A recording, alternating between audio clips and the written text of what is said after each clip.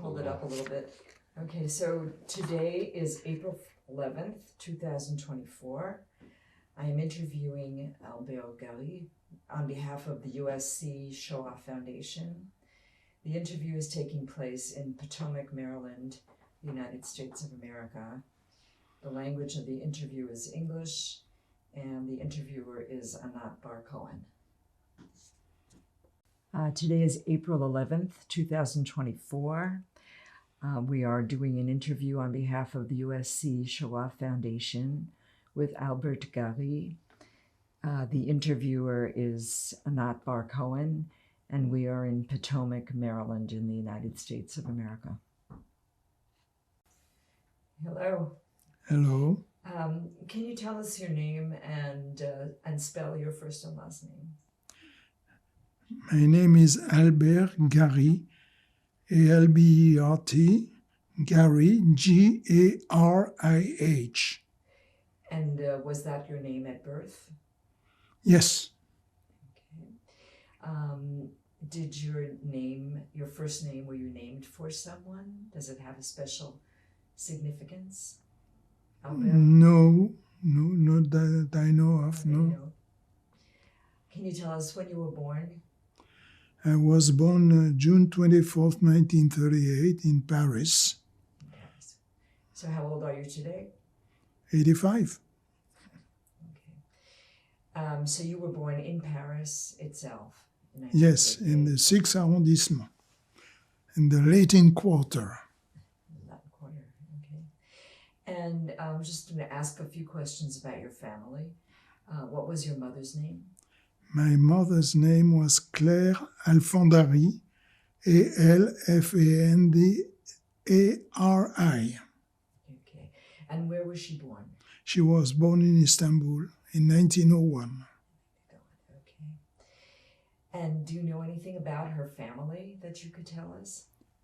I know that she lost her father when she was 11, so I never met him, of course. And her mother died during the Exodus at the beginning of the war, where everybody was running away from the invasion, and she was killed in a bombardment near Orléans, near Paris, about 100 kilometers south of Paris. What kind of a family was it? Do you know? Was it a religious family or traditional family? Probably traditional, not particularly religious, but I remember that they would go to synagogue on the high holidays, but they were not going every week. Can you tell us something about your mother's education? My mother was the most educated of the two, actually. She went to secondary school and she graduated with a brevet supérieur, which is equivalent to the baccalaureate, the French baccalaureate. And she was educated. And there's an anecdote, actually, when she was working in Paris as a secretary. Once she had to write a letter, Boulevard Haussmann, the Baron Haussmann, who built all the large avenues in Paris. But she had no idea how to, she wrote it the Turkish way, O-S-M-A-N, and her colleagues made fun of her. And it was her boss who defended her and said, when you speak foreign language the way she speaks French, you can make fun of her. Mm-hmm. Did she have an occupation? Yes, I was a translator. No, your mother. My mother was a secretary. She worked for different companies before and after the war. When she had children, she stopped working. From 1933, more or less, till after the war. Can you share one of your strong memories of your mother? I have strong memory and deep love for my mother. She is the one who managed to get us through all these difficult periods, actually.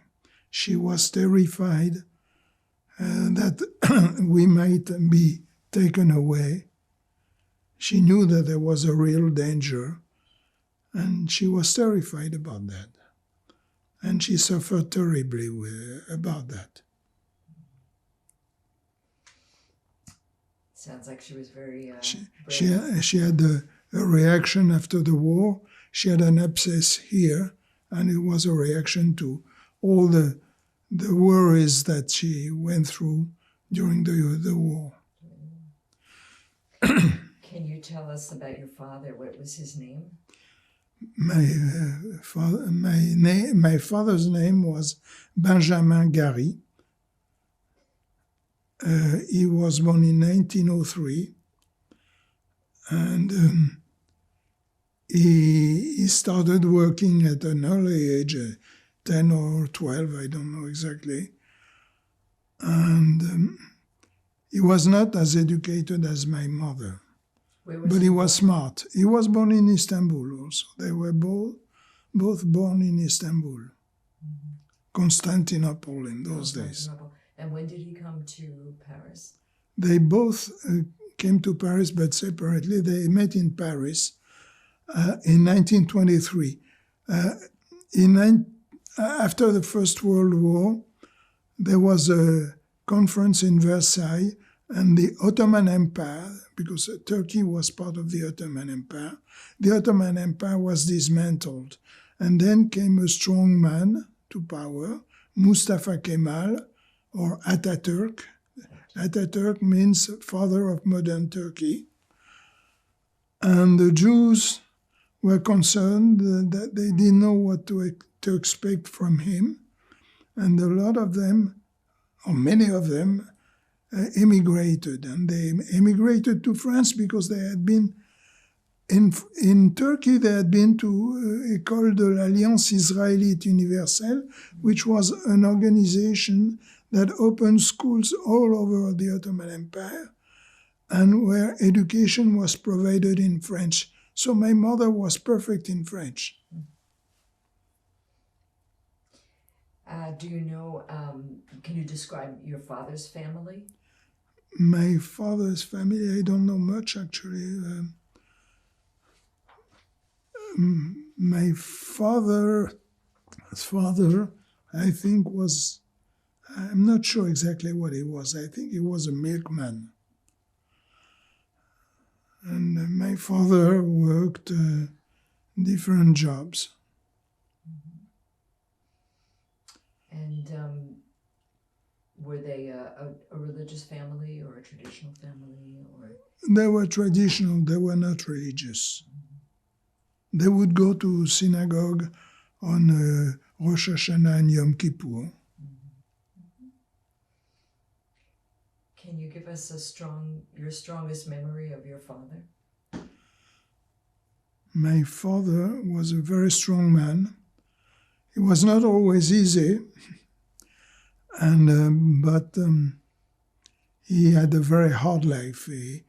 He was deported to the Channel Islands as a slave laborer, building what they call the Atlantic Wall to stop any invasion from the Allies. And he had a terrible accident there. He fell off a cliff. I have a picture here of him. Do you want to see it now? We show it at the end. Okay. He fell off a cliff and he injured himself on the head, but he survived. And the Germans, at one point, they transferred there were about 900 detainees in that camp. He had also one of his first cousins who was with him, deported. And they were transferred to the Straits of Dover, which is the shortest distance between France and Great Britain. And when the Allies were pushing the Germans back towards Germany, the Germans put the 900 inmates on a train bound for probably a death camp, and the train was stopped in Belgium by partisans, and there was a battle, and in the battle the Germans released the 900 inmates, and my father walked from Belgium to Paris, which is a distance equivalent to New York to Washington, 200 miles. And he arrived the morning of Rosh Hashanah in 1944. Wow. Yeah. That's quite a story. Just to finish with your family, do you know the names of your mother's parents? Your grandparents? Yes, Nissim Alfandari and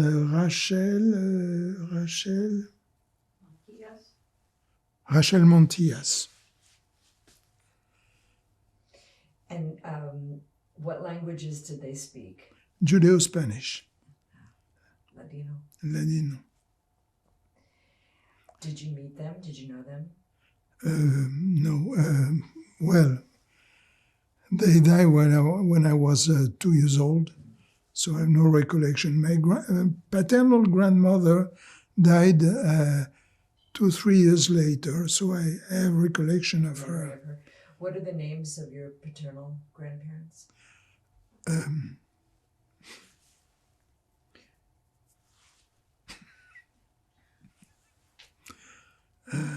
It's okay. No, I can find them if... We can add them later. So they were from Constantinople as yes. well? And what did they speak Ladino? What else did yes. Mm. Okay. Did you have any siblings? 2 sisters, older sisters. Jacqueline, who was born in 1930, and Gilbert, who was born in 1933. And I was a twin, and my twin brother died at the age of 6 months. We were born in 1938. Okay. And are either of your sisters still living? My elder sister passed away 3-4 years ago, and my younger sister is going to turn 91 in June. She's still around. Okay. Just to go back to the beginning of the story, the beginning of the war, and so on. You were born in Paris in 1938, so just a year before the beginning of World War II. But before we get into that, is there anything else you want to add about your family? What your family was like in before the war, or just as the war was starting? My father was working as an accountant in a garment factory, and we were living in the garment factory house, concierge,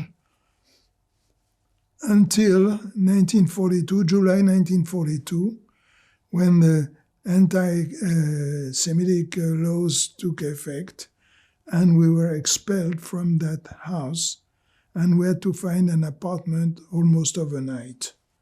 And we found an apartment, a 2-room apartment, no bathroom, just a small kitchen and a toilet. That was it. In 1942. I still remember the wallpaper on the walls. Oh my goodness, what did it look like? Like big dahlias, actually, big flowers. Dahlias. Yes.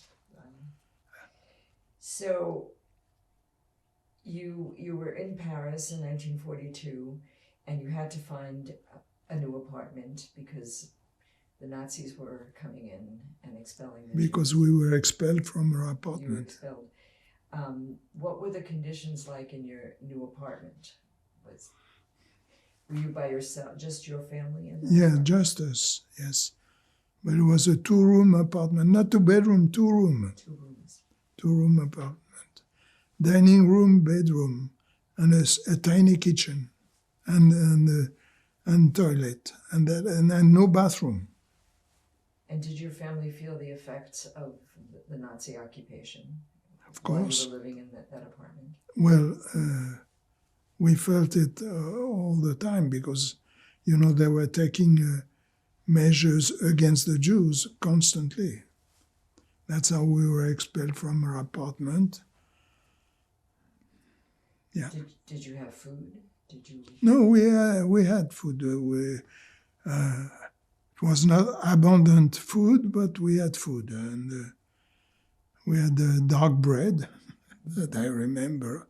When I first saw white bread at the end of the war, I was surprised, actually. Oh, white bread. That was a luxury item. Your mother had, I understand, had a close call on the metro one day. Yes. Yes, one day she had to run an errand, and she took me along. I was very young. She wouldn't leave me. I was not going to school. I went to school eventually when I was 4 and a half. But at that time, I was staying with her, and she took me along. And as we got out of the metro, the subway, there was an identity check, which meant my mother, like every Jew, had a stamp on her identity card saying Juif. So if she had shown her card, they would have put her aside and sent us to Drancy, which was a transit camp, and from there to Auschwitz. So I wouldn't be here. And my mother pretended to look into her purse. She walked between two of the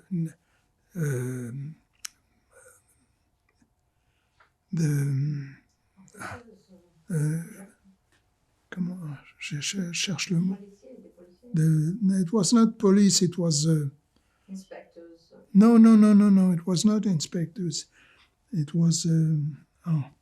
It will come back. And she walked between these two guys, and they didn't stop her. If one of them had said, "Ma'am, I haven't seen your papers," I wouldn't be here today. It's just as simple as that. Yeah. We had a few close calls like that. But even though it was incredibly dangerous and your parents, what did your parents do to keep you safe, the three of you? They did what they could. They couldn't do much, actually. We were living with them. My sisters were going to school. They were older than me. They were 5 and 8 years older than me. So they would go to school. At one point, I don't know whether they're still going. They still kept on going to school. I'm not sure. At some point, did they feel it was unsafe to stay? No, I think what happened is that when my mother met this lady at the street market, right, and somehow she felt she could open up to her, she told her situation, that she was desperate, that at any moment they could come and take us away. This lady, Madame Gallo, told her husband, and the next day her husband came to us, and we took whatever we could, clothes, and we went to live with the Gallo family. And we lived with them for about 6 months. They were living in a small house, in a small, it was not a garden, but a small yard. And but it was a small street, about 10 houses, I would say. And one day, one of the ladies who was living in that street told Madame Gallo, "When are you going to get rid of that scum?" We were the scum.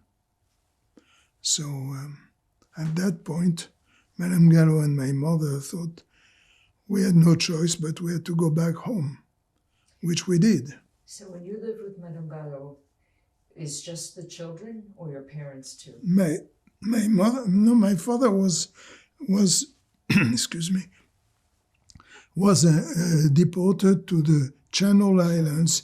He was working like a slave laborer, building bunkers, fortifications to stop an invasion from the Allies. So it was just my mother and my sisters and I. Okay. Okay. So.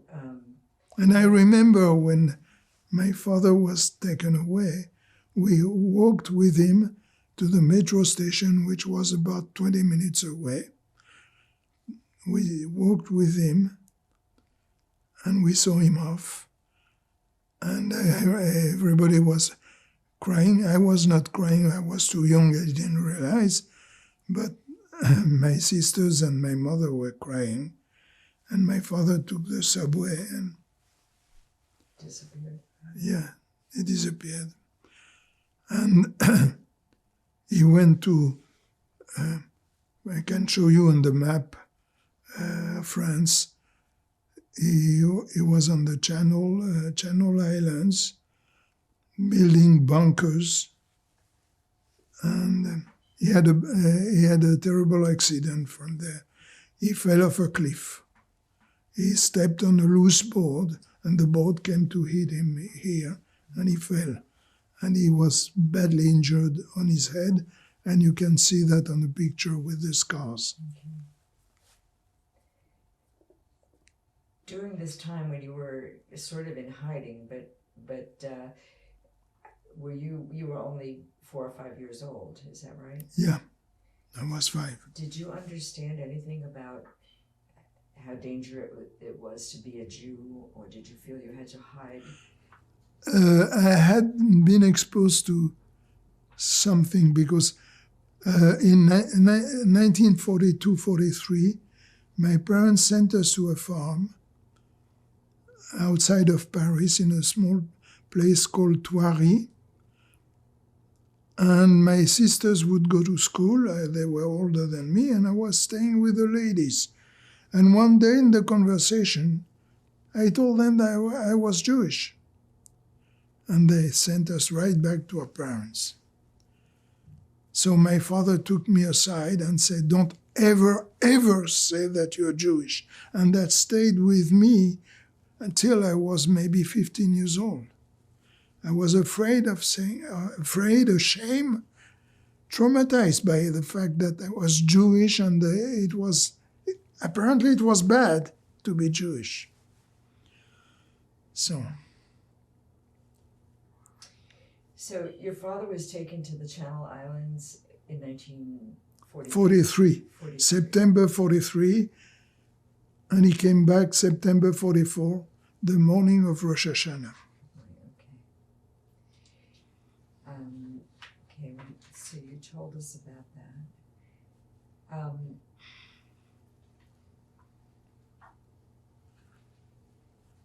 Okay, so after you had to come back from Madame Gallo's house, where were you? Where did you go? We went back to our apartment.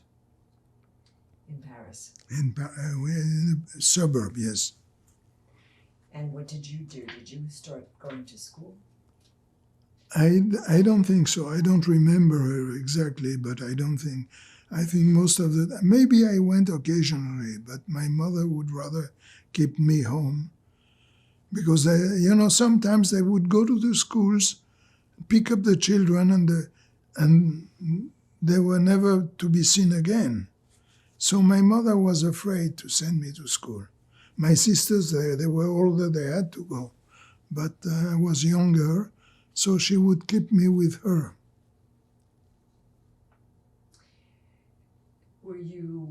Did you remember feeling fear when someone came to the door, or anybody, you saw people on the street? My mother was trembling whenever someone was knocking at the door. And when I remember when we were hiding with the Gallo family, once they had some visitors, and we had to go to the back room, and my mother would hush me, "Don't say a word." And I listened.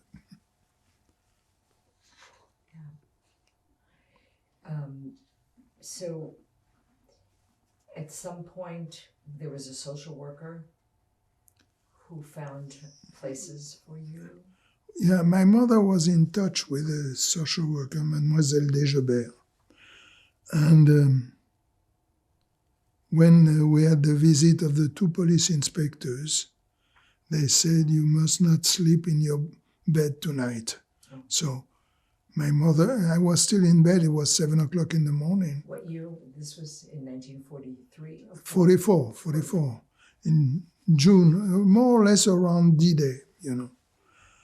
And so my mother dressed me very quickly, and we went to see, with my sisters, this social worker, Mademoiselle Desgebert, who said, my mother explained the situation, and she said, I need at least a couple of days to find a place for each one of you.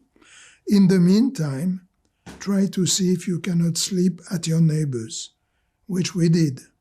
And we slept, my mother and I slept at the Ménétrier family, a couple with one daughter who was exactly my age, maybe 3 months younger.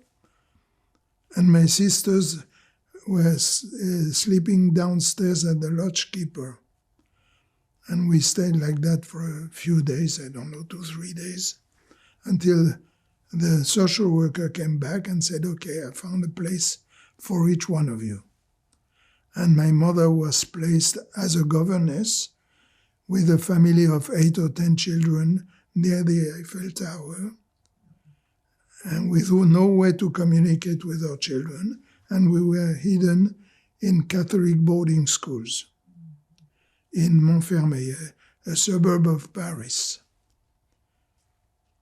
What do you remember about the boarding school? Oh, yes. You know, all the things that I tell in the story, starting in 1942, I remember everything.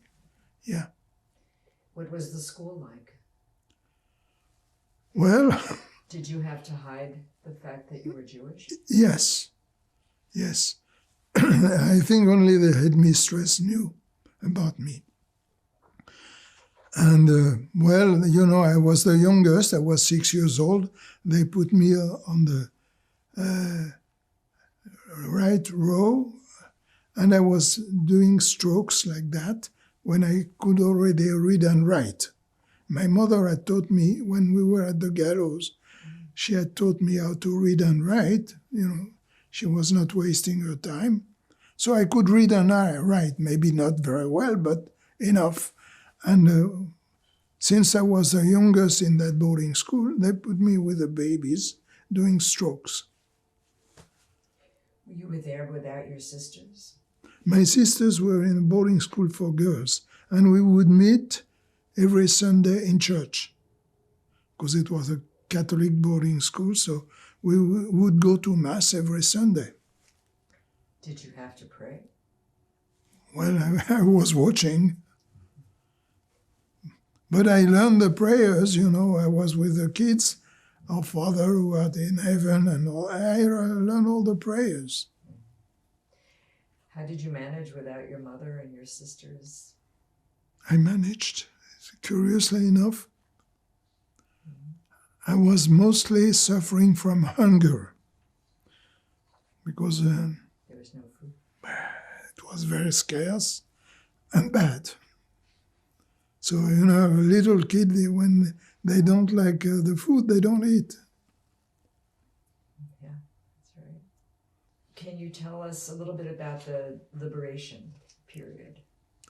Yeah. When was that, and where were you when you found out about the liberation?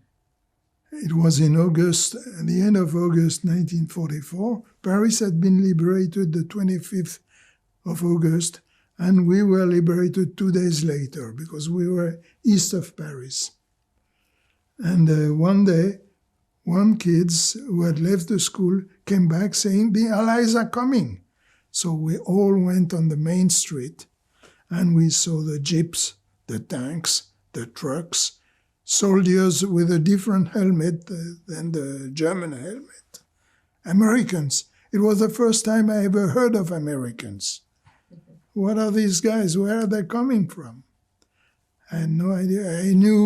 I'd heard of the English, the Germans, of course, the Italians, the Americans. Where do they come from? And they were giving cigarettes, chocolate, and the headmistress was holding my hand because I was very excited. And that's how we were liberated. And as soon as we were liberated, the train service was restored, and my mother was on the first train to come to see us. And one day, we were hanging around, in the playground, and I see my sisters. I say, guess who's here? I had no idea who could be there. So I pushed my sisters, and I saw my mother. And I jumped into her arms, of course. And she was appalled the way I looked. I was very skinny. I was in bad shape. And she had, ration tickets. Everything was rationed. We had even tickets for bread. She bought a loaf of bread that we swallowed in no time. And she was so appalled by the way I looked, she took me home the very same day. For whatever reason, she couldn't take my sisters. She had to go back the next day. And she left me under the custody of Madame Ménétrier, next door neighbor. And there was nothing to eat in the apartment except for a green apple, which was not exactly the best food I could have. But I swallowed it in no time. And as soon as I finished, I was cleaning my teeth like that. Madame Ménétrier said, well, did you eat something? Well, no.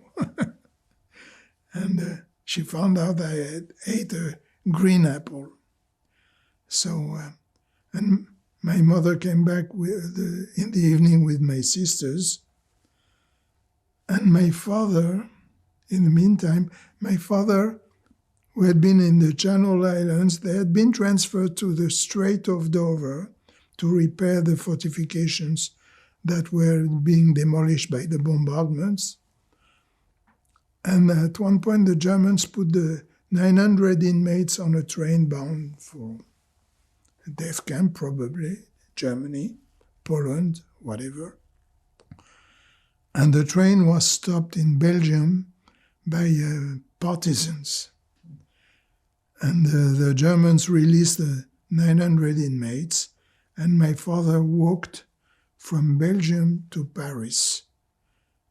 It's the same distance as Washington to New York, 200 miles, more or less. And he arrived the morning of Rosh Hashanah. Mm-hmm. My mother was dressing me to go to synagogue for the first time.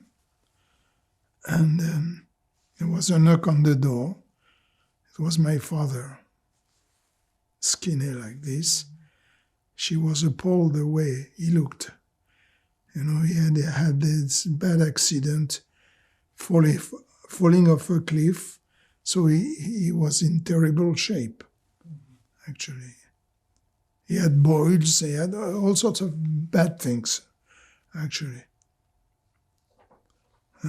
But we were reunited, my father, my mother, my sisters, and me. Our nuclear family was intact. Wow. You have memories of that reunion with your father? Oh, I have memories of all the things that I tell in that story, actually. Yes, I lived that, and I even remember the wallpaper in the apartment when we moved. Yeah, I remember everything. Starting at the age of 4, 1942, I was 4. I remember everything. So what happened to you and the family after liberation?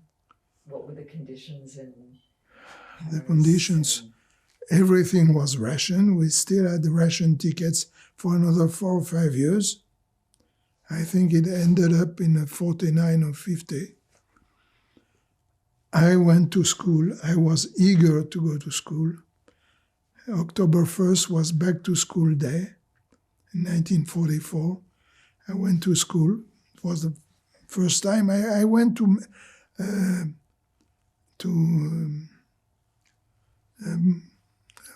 maternelle, kindergarten. Occasionally in 43, 44. But most of the time, I would stay with my mother. But at that point, I was going to this maternelle? Nursery school. And did your father find work after? My father went back to his work, actually. He was working in a garment factory. And the factory remained, I think it remained open. The owner of the factory came back. He went into hiding also. He was Jewish. So he went into hiding, and my father went back to work. And I went to school. My sisters went back to school also. And your mother? And my mother started working. And she had worked before my sisters were born. She stopped when my second sister was born in 1933, but she went back in 1945. Did they find out what had happened to the rest of the family, the broader family? Unfortunately, yes. My mother lost some cousins who were deported and never came back. My father was deported with one of his first cousins, and they came back, both of them. And my father's cousin came first, and he told us that my father was on his way, so we were expecting him any time. And your grandparents? No, my grandparents had died. My maternal grandmother was killed during the Exodus, when she was killed in a bombardment. She was trying to get food for us, and she was killed. My paternal grandmother died in 43, 44. 43, I think. She was in her 80s. She was staying with us at that point, but eventually she went to a hospital, and she died in the hospital. So you went to school after the war? Yes.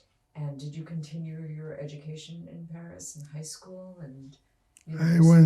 I went to elementary school, secondary school, university, and a school for translators at the Sorbonne, and I graduated from that school with a translator's degree in English and Spanish to French. And I started my career.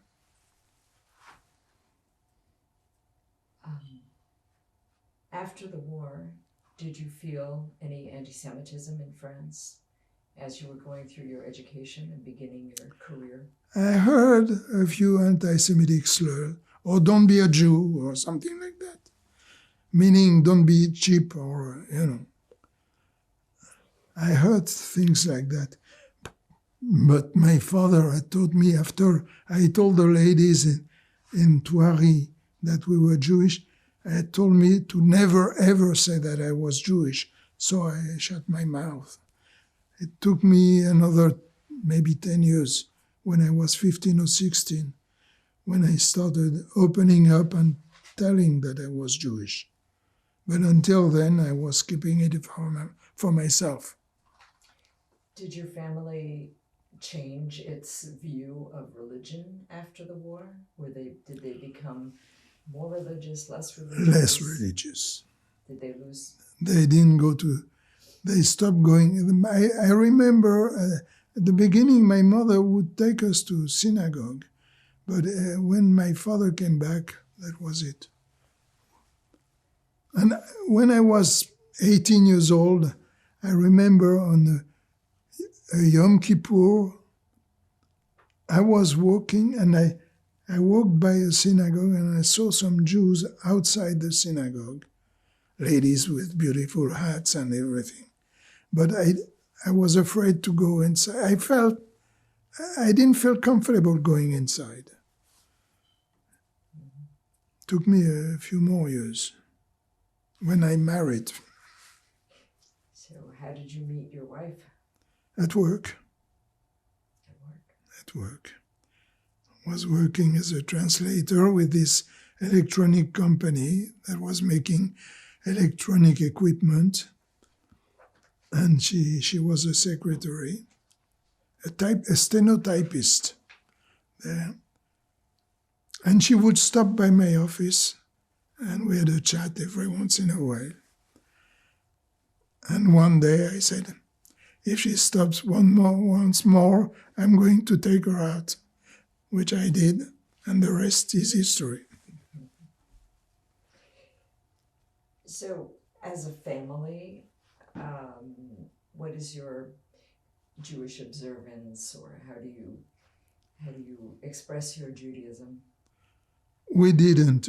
When I was with my family, my parents stopped going to synagogue. Right. But I mean, your new family. With my new family, that's different.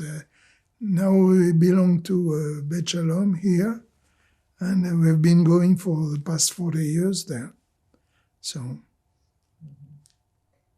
and I'm very happy going to synagogue, yes. I feel quite comfortable.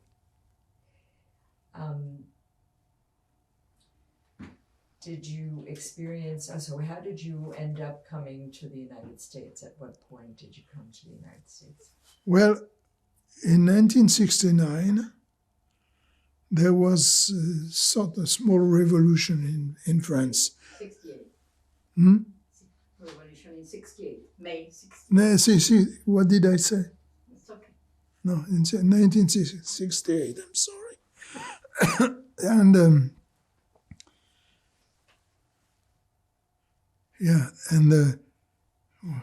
what was I going to say? I forgot. About immigrating.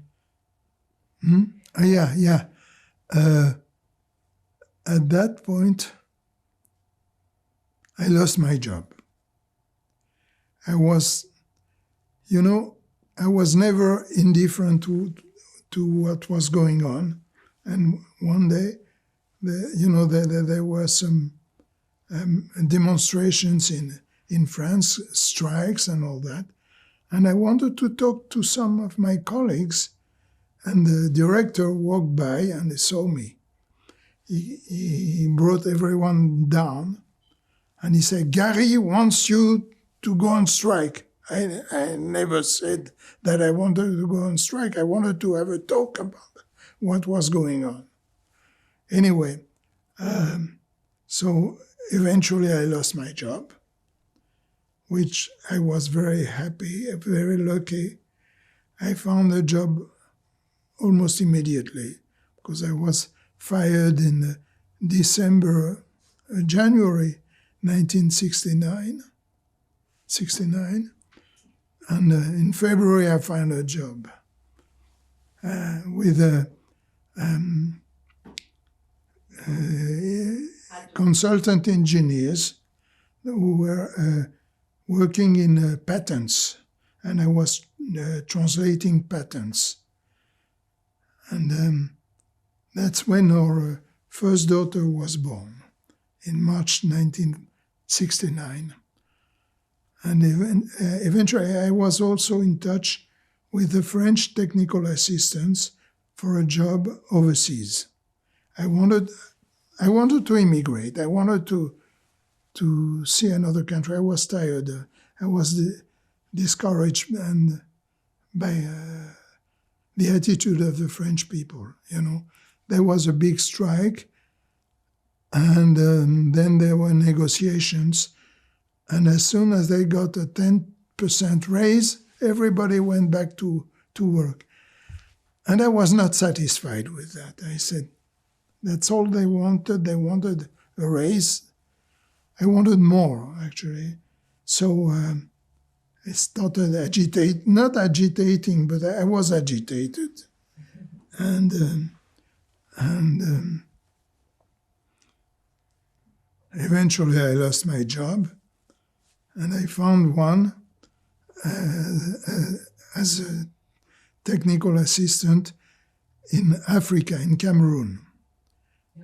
Yeah, we moved to Cameroon. We spent 4 years there. Actually, I went to the museum yesterday with a driver who was from Cameroon, and we talked about Cameroon. I loved Cameroon. Actually, I have very fond memories of Cameroon.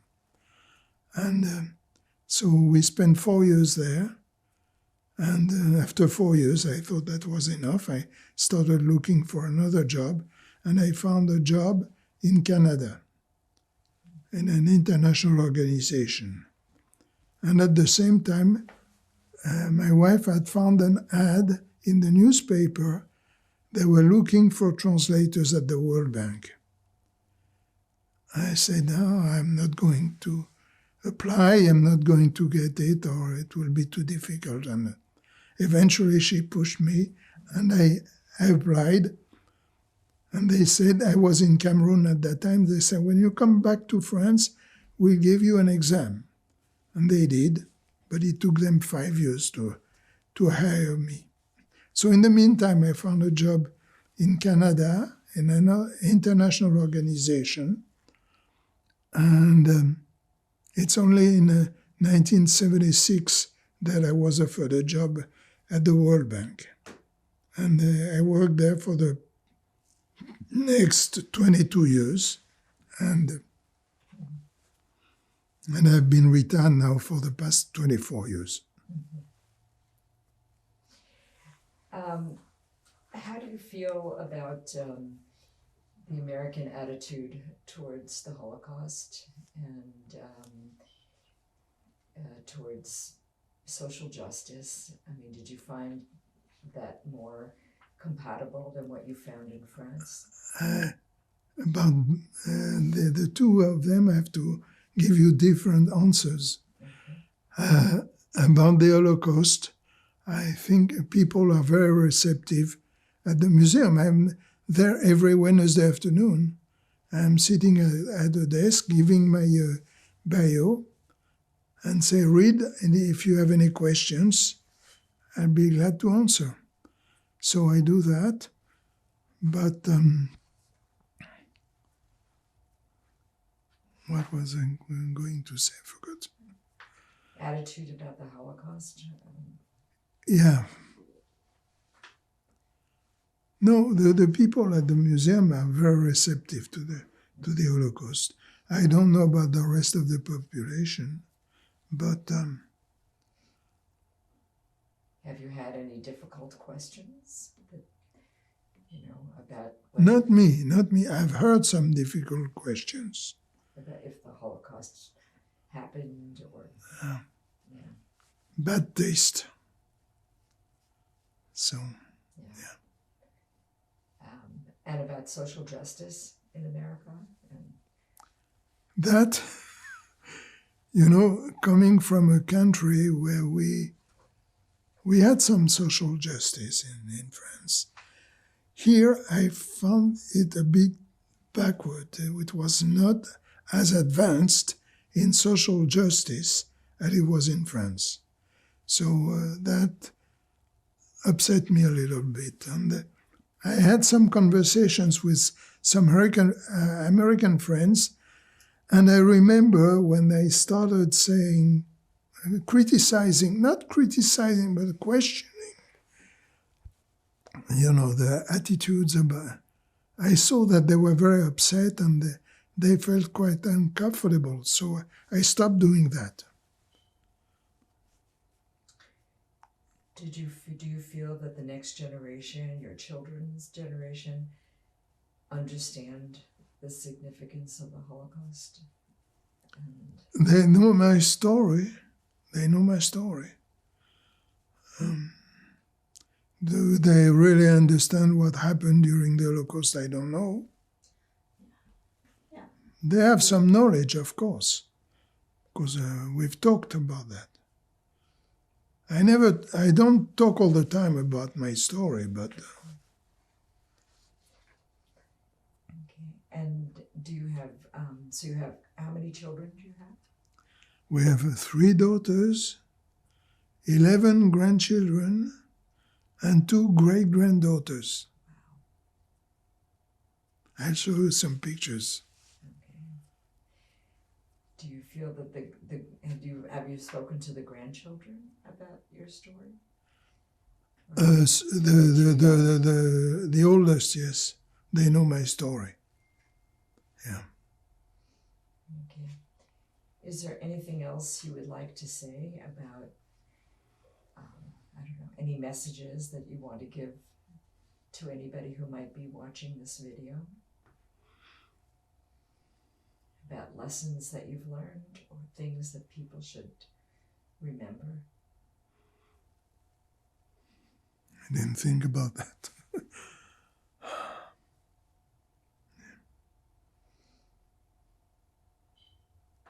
Yeah, I want people to know what happened. That's why I work at the museum. I volunteer at the museum because I think it's important to pass the message, to tell the people what happened, and that's why I volunteer there. And I speak with the people. I speak all the time with the people. They ask me good questions. They ask me not so good questions, but yeah. Is there anything else that you want to tell about your story that you have left out, or? No, I think I've been very lucky. All in all, I had a very happy life. As soon as the war was over, I started going to school, then to secondary school, and then to university. I graduated, I started my career. I met my wife. We married.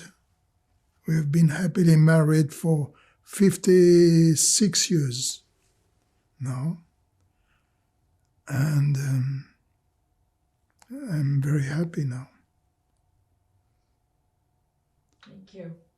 Thank you so much. You're welcome. Hi, my name is Marcel Garih.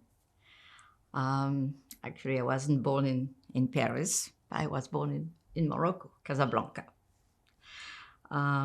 So he said already that we met in Paris. And thanks to me, he has a Jewish education. That's how he got his Jewish education. And we have, thank God, 3 beautiful girls and beautiful family, and thank God they're all very Jewish.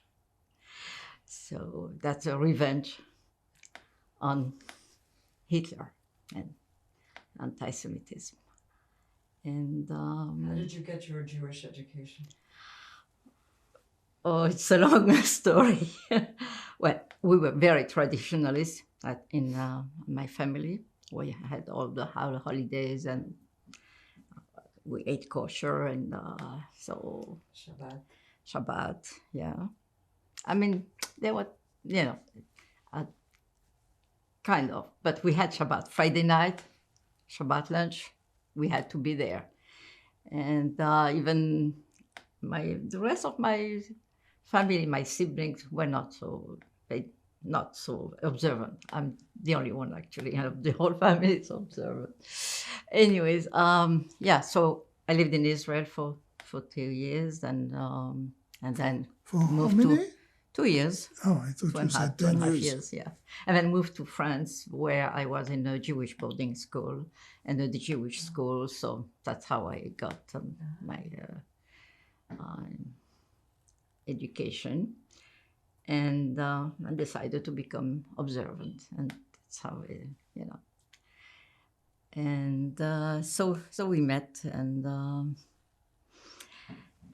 I didn't know much about his story. He was not talking then, It took him time to open about his story. He was bribed here and there, and but of course, we knew they were living in France during the war, so I knew that something must have happened, but he's never said. He got interested after retiring. He got interested in the Holocaust Museum, working, doing something, and that's it's a good thing. Talk much about the story when the children were No, growing up? No, not really. No, but they know the story. Yeah, they know the story, of course, now, but it was not so much when they We're were not growing always up. talking about it. Yeah, but yeah, it's very important what he's doing now, especially nowadays. How do you feel about what's happening nowadays? Well, who can be happy about what's going on nowadays? Nobody can be. I mean, we Jews definitely cannot be happy. It's very sad, very, very sad. Very sad. Yeah. So that's why it's important to tell the story, and again and again and again. Which I do every Wednesday afternoon. Well, thank you both very much. Thank you. So that's a picture that was taken when my father was in captivity. And it's in January 1944. He had been taken in September 43, and he was there for 1 year. And we had this picture taken, and we sent it to him with this affectionate souvenir to our dear dad and husband, signed by Claire, Jacqueline, Gilberte, et Albert.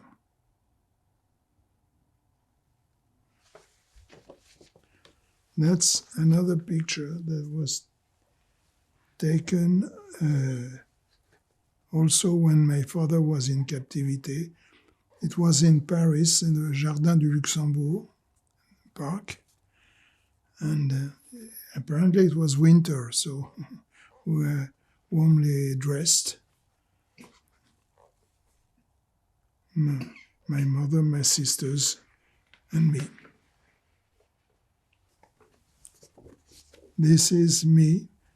This picture was taken at school when I was 7 years old, more or less.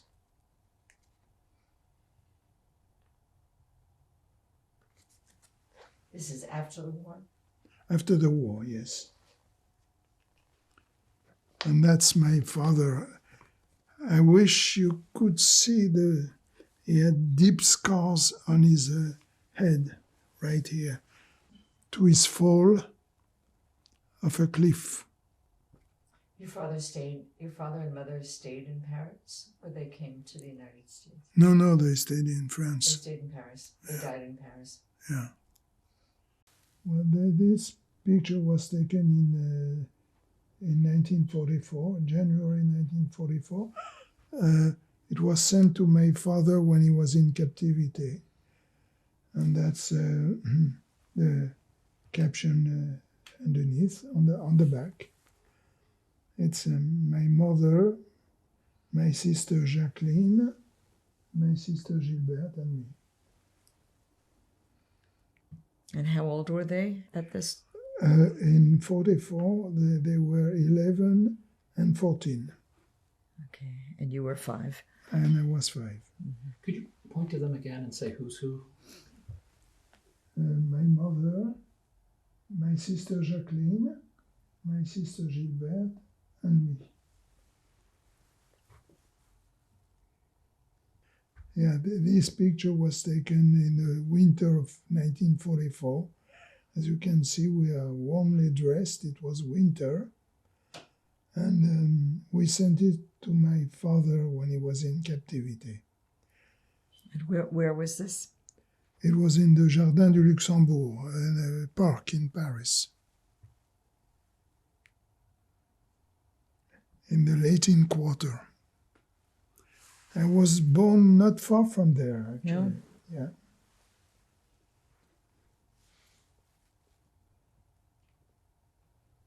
Okay, that's a picture that was taken at school. I was 7, more or less. No, I'm the same face. Huh? I wish. Yeah, that's a picture of my father in our apartment. We had just been married a few months. As you can see on his head, he had deep scars that are due to his fall off a cliff when he was in captivity.